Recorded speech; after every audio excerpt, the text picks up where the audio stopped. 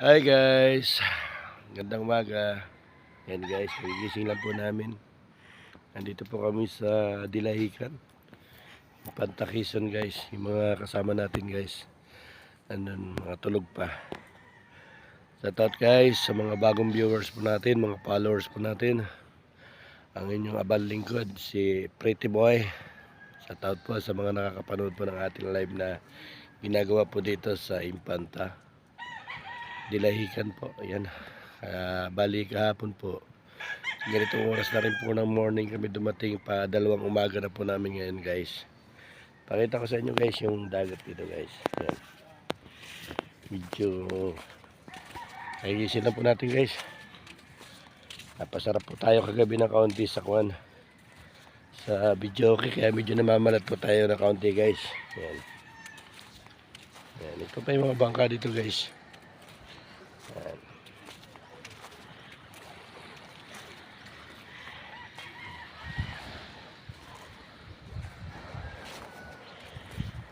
Ayan guys.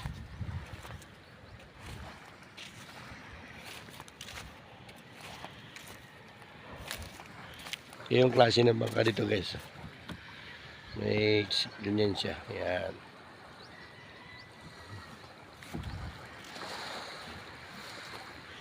Ayan guys, tambay muna tayo dito guys sa tabing dagat guys. Habang tayo nagmumuni-muni dito guys, tambay-tambay muna tayo. Ayan. Bali dito guys, yung dito yung pinaka-fish part, yun dyan sila kumukuha ng mga isda ba. Kaya lang ngayon, grabe kamahal ng isda dito guys. Grabe. Ayan guys.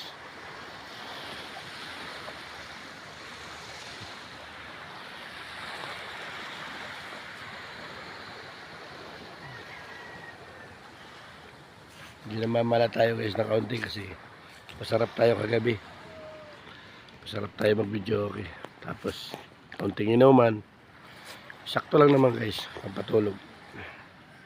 Tapos nag-night swimming kami kagabi dito guys. Hindi kami tumagal. Kasi grabe yung lamig talaga ng dagat. Sobra. Yan. Yan guys yung mga, kung ano yung mga nanguhuli ng isda guys yun.